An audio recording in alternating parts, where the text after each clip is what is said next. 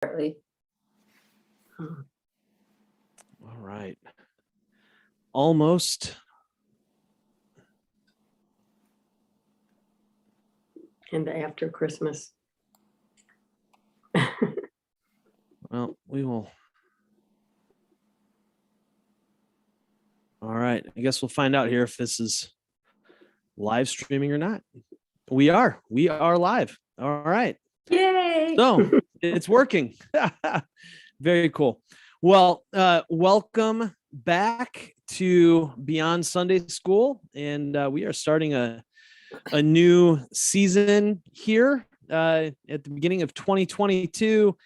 And we are looking at the resurrection. So I couldn't come up with a great tongue-in-cheek title for this one, so I just went with "What's Up with the Resurrection," or "What's Up with Resurrection," or something along those lines. And so we're gonna spend the next number of weeks in Beyond Sunday School looking at the resurrection, and this is one of those really important topics in the in the faith of Christianity, right? The Apostle Paul in 1 Corinthians chapter 15 says that if Jesus wasn't resurrected, then our faith is useless. So this whole resurrection thing is a big deal. There's an old saying from that time around Jesus, which was, what good is a dead Messiah? So there's nothing good in a dead Messiah, and so that's what we're going to be talking about here is resurrection. So let me pray, and we'll get rolling here. Heavenly Father, thanks for this time together. I pray that we might learn a little bit and grow in our faith. In Jesus' name, amen. So as we think about resurrection, one of the things that we need to kind of wrestle with or think a little bit about are some of the cultural conceptions of death. What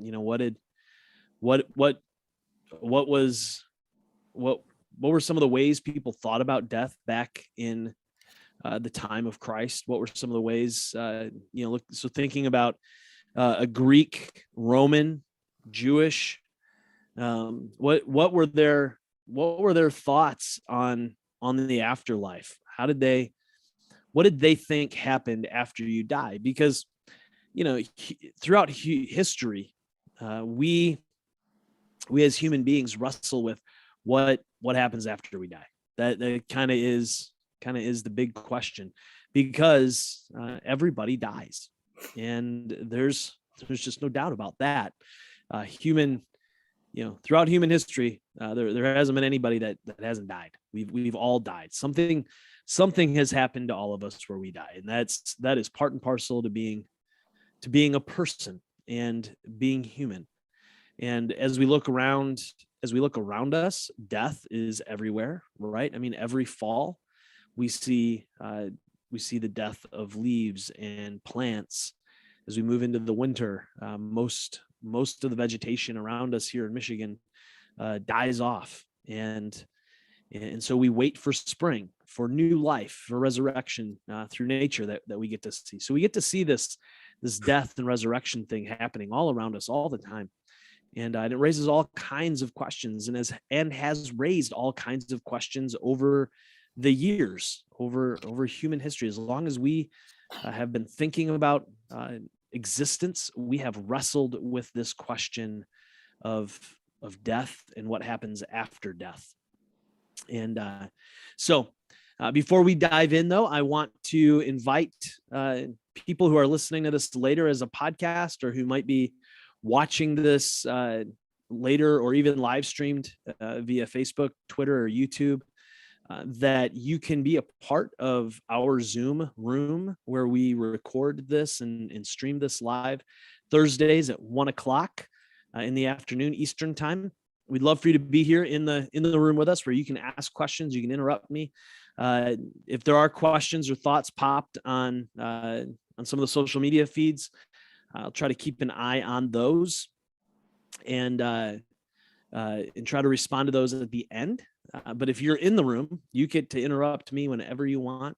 And so you may hear some voices in this recording that are not mine. And those are my friends who are with me here in the Beyond Sunday School Zoom room. So if you want to get a link to that room, please send me a message. You can reach me on just about any social media platform. And I can get you the link to our Zoom room to be a part of this conversation. So some things.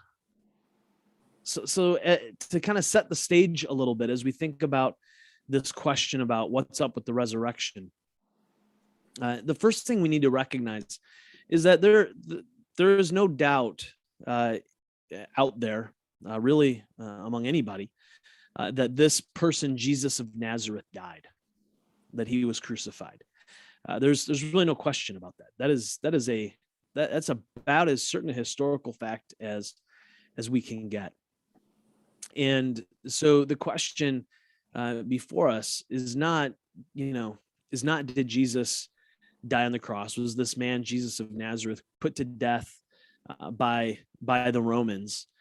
That's not really a question we need to spend a lot of time thinking about. That's kind of one of those things that we're just going to say, hey, we're putting that out there as a fundamental truth that we just say, yeah, this person, Jesus of Nazareth, died.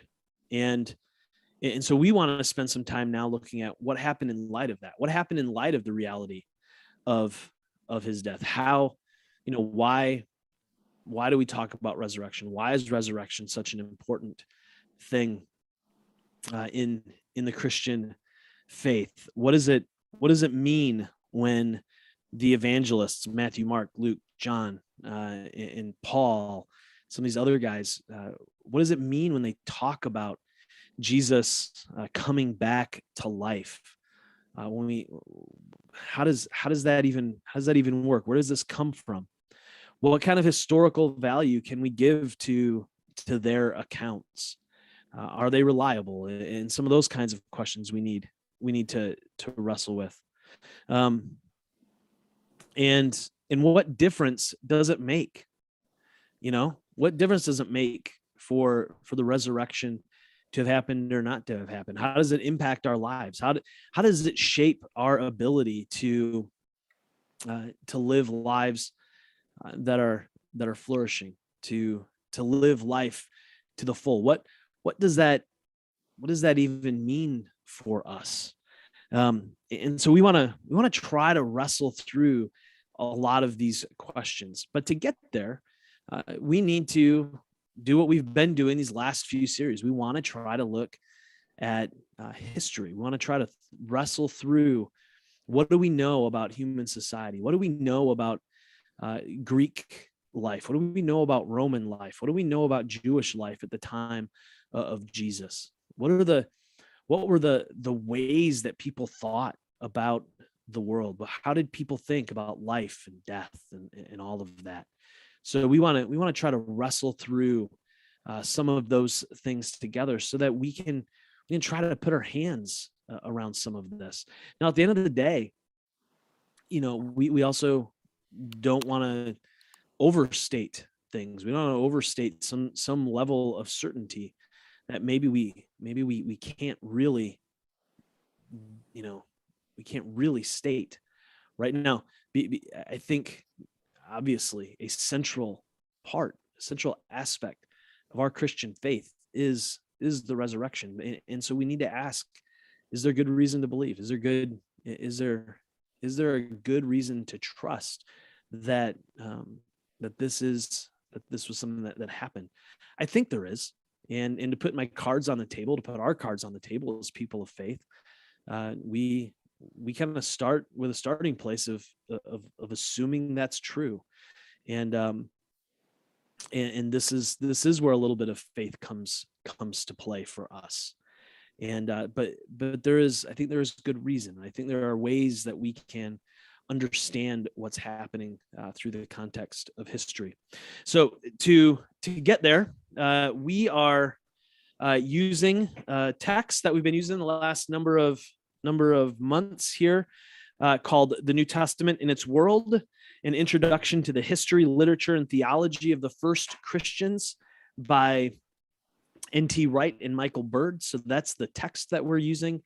And if you want to grab it, you can get it from Amazon. It's not the cheapest book, but it is a fantastic New Testament survey. It hits on a lot of the most recent and best scholarly work that's out there. So I would recommend grabbing a hold of that if you want to add something to your library.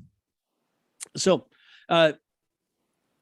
so those of you, here in the Zoom room, Janet, Joanne, and Dorothy, as you guys think about life after death, or what happens after we die, what do you think are some of the options floating around in our culture today? If someone were to say, hey, this is what Americans in 2022 think happens after death, what do you think some people would be saying out there? What are some of the options floating around in kind of our cultural setting? Well, I worked as a hospice nurse for almost 10 years, and I just remember everybody said that when the person was gone, they went to a better place.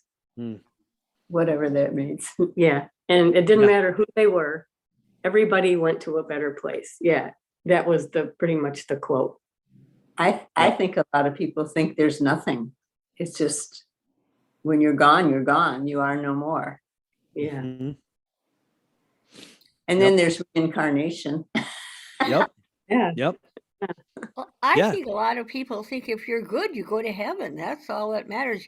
You read quite often in obituaries, they join her husband or his wife up in heaven, and even though they maybe never accepted Christ as a savior, they still think if you're good, you're going to go to heaven. Okay. Yeah. Yeah. So it's safe to say that in our cultural landscape, there are a lot of different ideas about what happens after we die, right? And the reality is that is just as true for in the first century as it is now. We probably, if we're really honest with ourselves, there are probably about as many ideas about what happens after we die as there are people who die.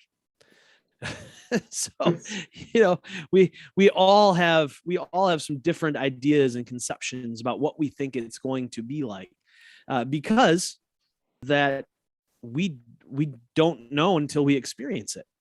People don't, outside of Jesus, nobody comes back and says, this is exactly how it is. And even when Jesus came back, he didn't say exactly this is how it is after you die, because Jesus was way more concerned about what happens right here, right now, and how we live before we die. And so as we begin to wrestle with this question about what's up with resurrection, we want to take this first session to kind of look at we're going to look at this Greek and Roman kind of way of thinking about what happens after death. So what does life after death look like for the Greeks and the Romans?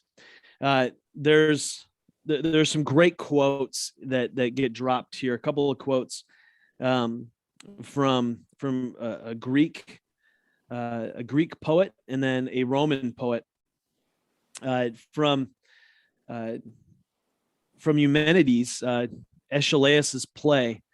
This is Apollo speaking, and in this place is, once a man has died and the dust has soaked up his blood, there is no resurrection.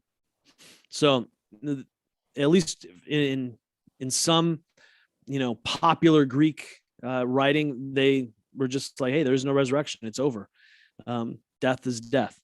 And then you have in Apollodorus's The Library, says, while the pyre was burning, it is said that a cloud passed under Hercules, and with a peal of thunder wafted him up to heaven.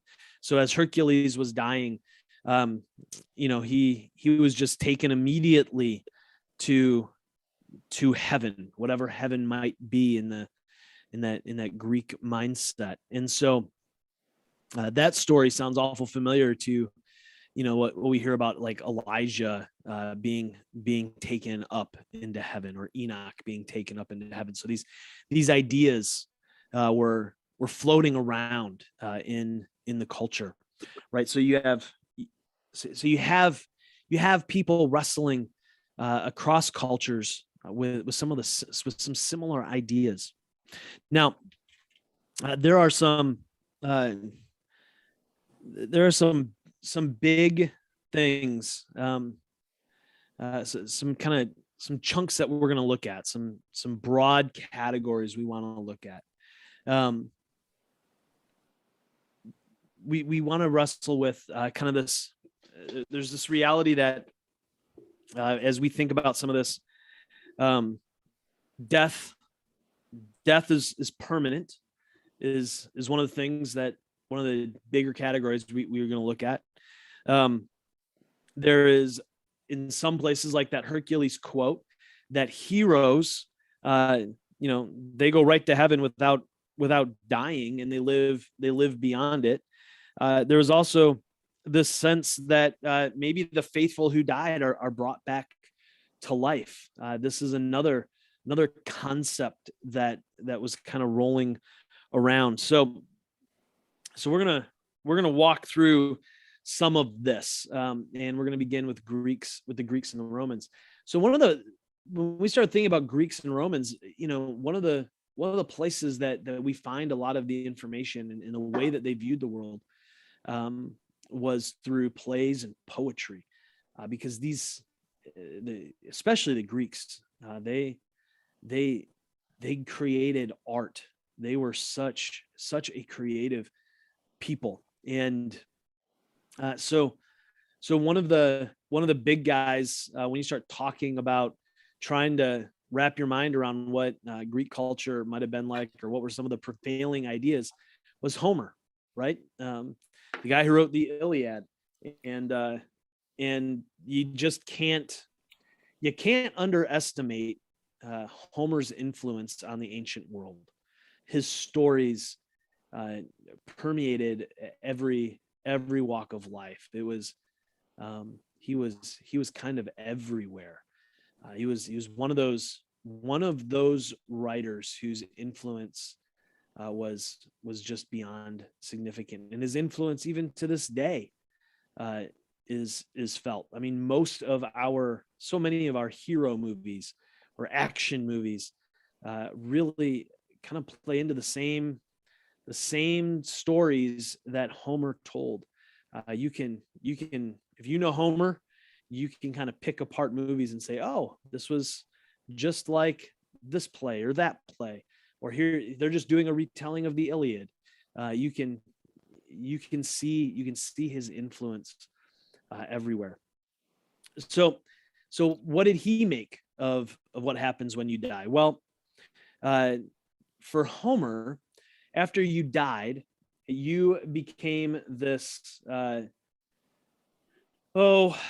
how do we put this? A witless shadow, a ghost. He uses 3 words for those who died. He refers to them as shades, or ghosts, or phantoms. These are kind of the 3 main words that he uses. And so there's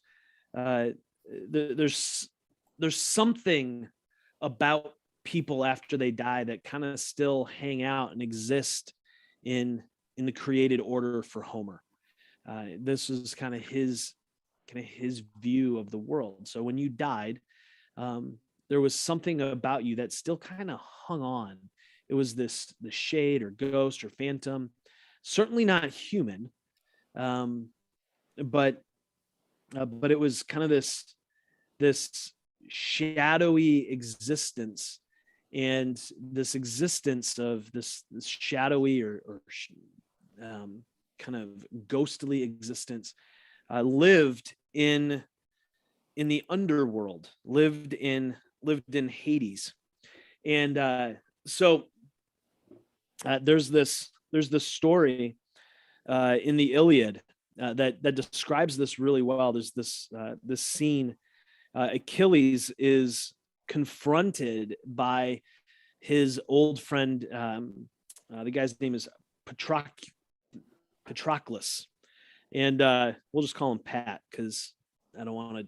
I'm terrible with some of the names, but he's killed in battle, and Achilles is going to go for revenge, and so Homer describes what happens after Patroclus is dead, and he comes back and he says, Here's a few things you might not.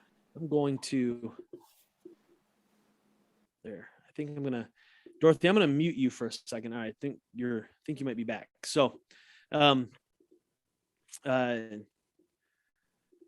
anyway, he comes back and he says, Patroclus shows up and he's talking to Achilles, and Achilles is looking at him knowing that he's dead, but whatever this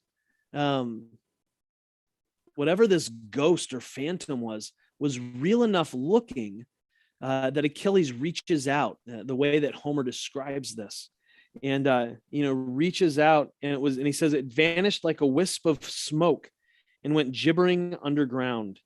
Achilles leapt up in amazement. He beat his hands together and in desolation cried, "Ah, then it is true that something of us does survive even in the halls of Hades, but with no intellect at all, only the ghost and semblance of a man. For all night long, the ghost of poor Patroclus, and it looked exactly like him, has been standing at my side, weeping and wailing and telling me of all the things I ought to do." So obviously, right, this is fiction. This is poetry. This is, storytelling. It's an epic poem, but this is also, it also gives us insight into what Homer thinks and how he thinks this existence happens. And so according to Homer, they are in Hades. And when we die, we go to Hades as some sort of kind of ghost spirit kind of thing. And no longer human, but some aspect of ourselves. And I think what's really interesting here is this idea of no intellect at all. And so for Homer, kind of the personhood aspect of who we are was wrapped up in our intellect, and that gets lost. That gets lost when we go to Hades. So you could summarize it this way, according to Homer, that the inhabitants of Hades are subhuman and without hope. They're just in existence there, and it's kind of this miserable experience. Now, a second way that the Greeks and Romans thought about what happened in life after death was a disembodied experience, but fairly normal. So I don't know how that works. You're disembodied, but really everything's mostly normal. Maybe this is kind of the Beetlejuice way of thinking about things, right? If you've seen the movie Beetlejuice, the main characters, have died and are now haunting their house, and but they're kind of living a normal life, but they're not normal. There's something goofy going on because they're disembodied.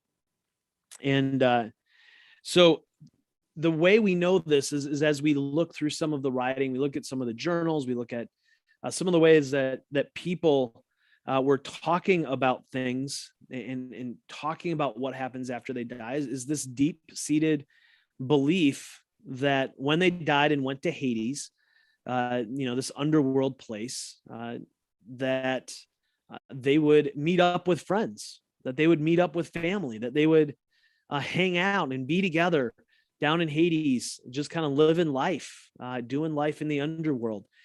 So you kind of did some normal things.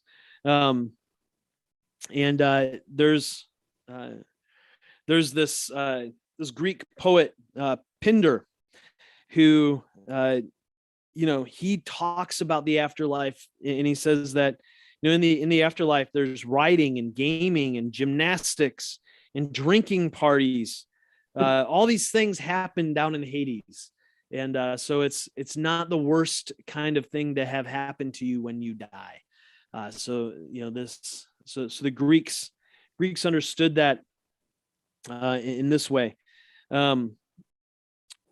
So there's this idea. So some practices, pictures and stories indicated there was hope for a continuing life not too different from the present. So that's a second way that the Greeks thought about life after death, that even though we're disembodied, we still get to kind of live our lives a little bit. The third thing, and this is really from Plato. And Plato is another one of these guys who has such a significant role in human history and culture making.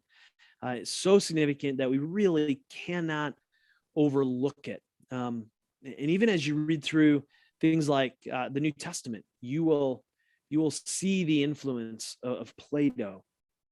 And so Plato, his understanding is that when we die, our souls are released from prison.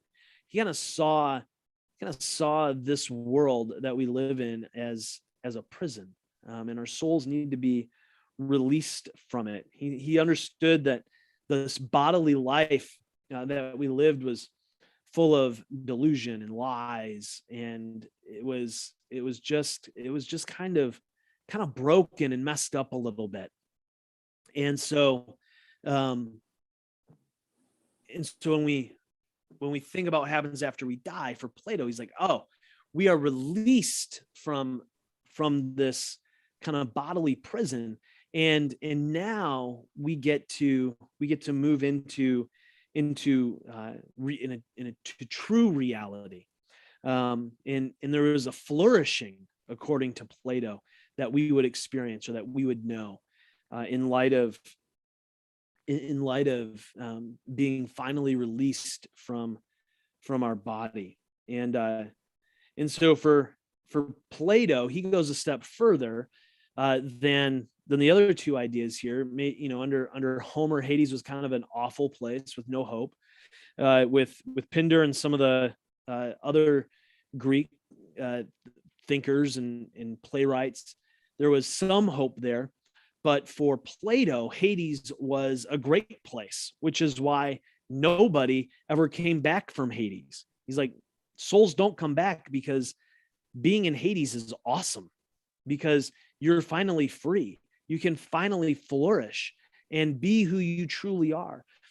Because for Plato, his understanding of the way the cosmos worked is this idea of forms. And so, as we look around the world, as we look around the physical universe, right? We all know what a chair is. We look at a chair, we sit in a chair. Well, for Plato, that chair was derived from a form, from a perfect chair. And that perfect chair does not exist in the physical realm. And so when we go to Hades, when we die, when we are released from our bodily existence, now we get to move among the forms. We get to move among the things that are perfect. And so none of us want to come back from that.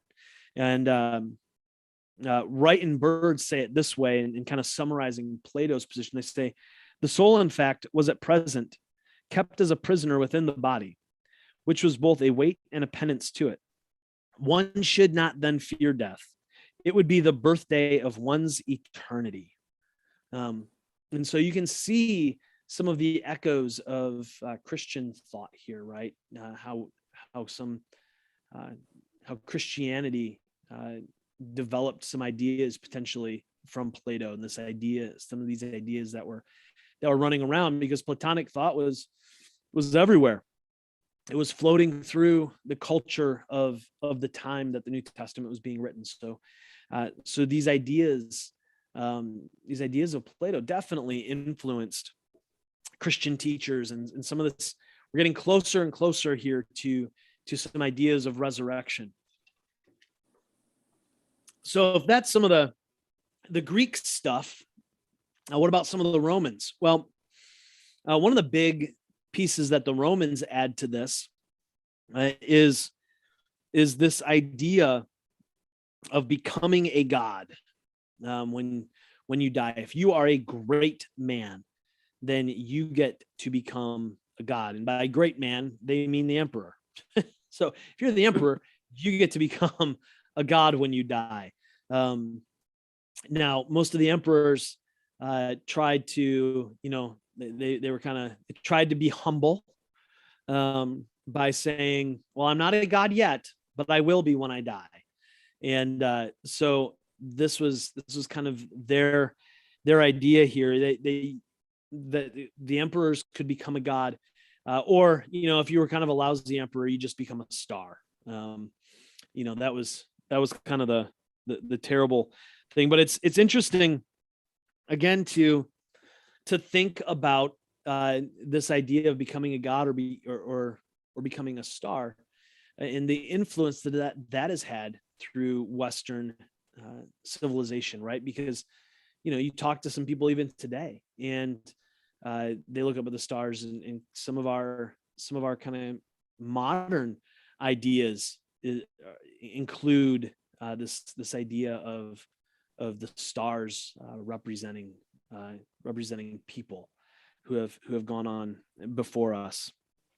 So this is something that's continued to have influence in our culture. Now, so those are some of the bigger, some of the big ideas that the Greeks and the Romans held on to.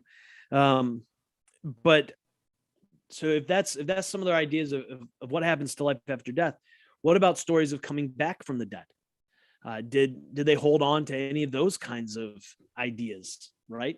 Or was resurrection just this new thing that Christianity came up with? Well, even in the Old Testament, we can see things, see discussions, and people talking about engaging with those who have died.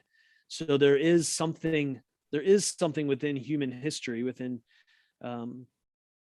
our humanity, that where we want to believe that there is existence after death, and we can interact with it. And so the first thing that we see in some of these stories from back in antiquity is necromancy. This necromancy is a fancy word to describe talking with the dead, communicating with people who are in Hades, right? So there were necromancers. There were people who said that they had the ability to communicate with the dead. You see this represented in Achilles' story with Patroclus, right? We see it in the Old Testament, where Saul goes to talk with Samuel. So he goes to a necromancer, and she's able to raise Samuel to talk to him. We see it in some sense. There's not truly necromancy, but an idea, a similar concept, where Jesus is kind of telling the story, Abraham, the Lazarus and Abraham's bosom and all that kind of stuff. There's some interesting stuff going on there. So there is this idea that comes out of Greek and Roman culture in antiquity, of people seeking and finding the ability to communicate with those who have died. And so there is, again, tying them to this sense that there is some sort of existence after we die. This was a commonly held belief. Now you have other stories that get told, right, of people who actually return from the underworld, and probably the most famous is Homer's story of Odysseus, who goes to Hades and comes back, right? And so there's this idea that people could go to Hades and potentially return. Now, talking with the dead and going to Hades and coming back, those are wild stories, wild ideas, interesting things to think about, but they certainly don't connect to resurrection. So was there any parallel in Greek and Roman antiquity to this idea of resurrection that we see with the person of Christ? And so there is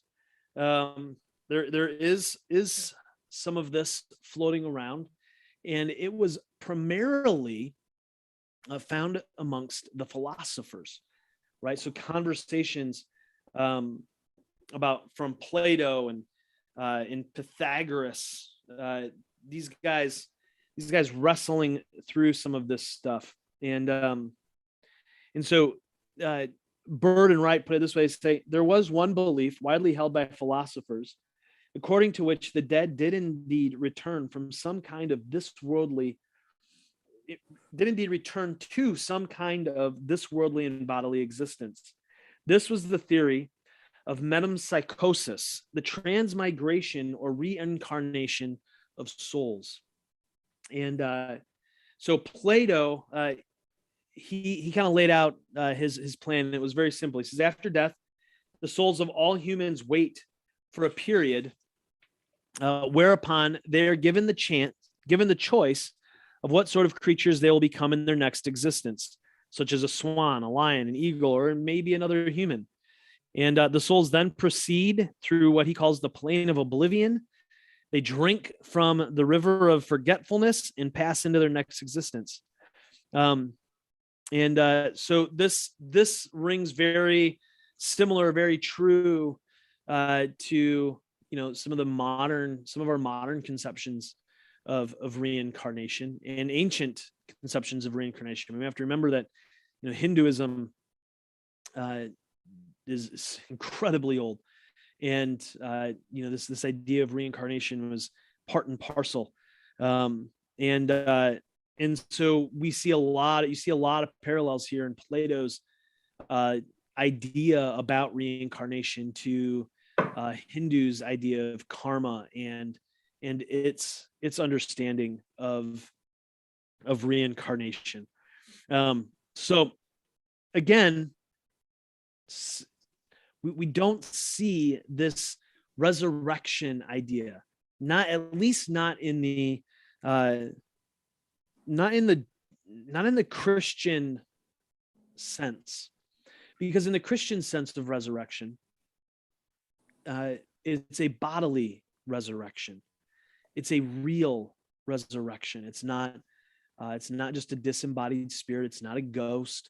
It's not something. It's not something ethereal. It's very much real. This is why after the resurrection, you have the interaction between Jesus and Thomas. And Thomas was like, yeah, if that's really you, let me touch the holes. Let me see your hands. Let me touch your side. And Jesus says, go for it. They're right here. And Thomas is able to touch, right? Like it's real. There is a real bodily resurrection that takes place in Christian faith. And so what we see in Greek and Roman, in the Greek and Roman culture and philosophy and poetry, in their culture, we don't find any real direct parallels to the Christian idea of resurrection. For them, really, I think by and large, we can say that death was a one-way trip. that regardless of what the Greek or Roman idea about death was, it was one way. When you died, you died. You went to Hades, the underworld, the place of the dead, and you stayed there. And that was it. And there was no more. And so whether you held to this, disembodied but kind of normal idea where there was some hope, or maybe you held on to Plato's idea of souls being released from prison and it's actually pretty good, that's why nobody wants to come back, it was still one way. And so we cannot get to the Christian conception of the resurrection of Christ really directly from Greek and Roman thought. There's no good, real clear, direct parallels. So that is the understanding. That's some of that first century secular concepts, we could say. And so next week we are going to look at the Old Testament and the Jewish conception of what happens after we die, and try to see what were some of the ideas floating around in the Old Testament, and how do those compare, and does that get us any closer to the Christian New Testament conception of resurrection?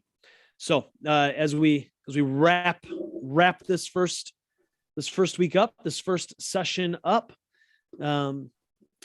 do you have any questions? Anything that any questions from this week? Anything floating around your mind that you want to ask? I have a question. Yeah. So I never realized that they looked at Hades in so many different ways. Were these were they different time periods? Did it change over time, or were they all kind of concurrent? I think the answer is yes. They were all kind of concurrent. But they were all during different times, and it changed. It kind of flexed as. Well, I just wondered if there was like a progression. Yeah, from my reading, it doesn't seem to be. There doesn't seem to be necessarily a progression. A lot of this stuff is happening at the same time. It's just, just like in our day and age, where you have people looking at the world from different perspectives. You had kind of that going on there too. So obviously some of the Roman stuff was, the Roman conception of the emperors becoming gods was later in development after the Greek conceptions. But I thought the emperor was already considered a god. No, this is one of those things where the emperors kind of wanted to put on this humility hat and say, well, I will become a god when I die, but right now I'm not a god yet. Now, the outlying, a lot of the outlying provinces of the empire would worship the current emperor as a deity, as a means to create social cohesion, right? Okay. Even though the emperor himself would tell you, I'm not a god yet. But most of the emperors did not exactly feel bad about people in the empire already treating them like gods. So it's kind of this like chicken or the egg kind of thing a little bit. But they, these emperors had this goofy sense of honor, where they really did want to appear to be humble, which is why if you were to ask any of them, they would say, I don't become a god until after I die. Would Nero have that? Nero, no, I think Nero was one of the, there's like 2 or 3 exceptions to this. And I think Nero was one of those who was like, oh, heck no, I'm a god now. Let's roll. Yeah. Okay. I think Caligula might've been another one who was like, yeah, I'm feel free to worship. So, oh, So Dan, you mentioned necromancy. yeah. Is that like the psychics of today and the kind of stuff that they do? Yeah, I think there's some similarities there, right? I think there's some parallels. And they're probably, I think you could say that that's probably a technical term for what a lot of people would say that psychics are doing these days, is this idea of talking, communing Oh, with the dead. And Yeah. so that's so that's yeah. that I'm that is something that technically I do. I can't necromancy. talk right now. Okay. So yeah. So you guys got some props on Facebook, by the way. Joanne, I think your question about weren't the emperors already gods? Got a thumbs up from my friend Bianca, who was like, yeah, she had that same question. So see, other people have the questions that are running around in your heads, and so Okay. it's great to ask them. Oh, well, anything else? Any other questions? Not for me. Can't think of any. All right. Well, then we'll wrap this week up. And again, if you are watching this via Facebook or Twitter or YouTube, either live or after the fact, or listening to this as a podcast afterwards, boy, I would love for you to be in the Zoom room Thursdays at 1:00, where you two could ask questions and even interrupt me as we look at this question of what's up with resurrection. So until next week,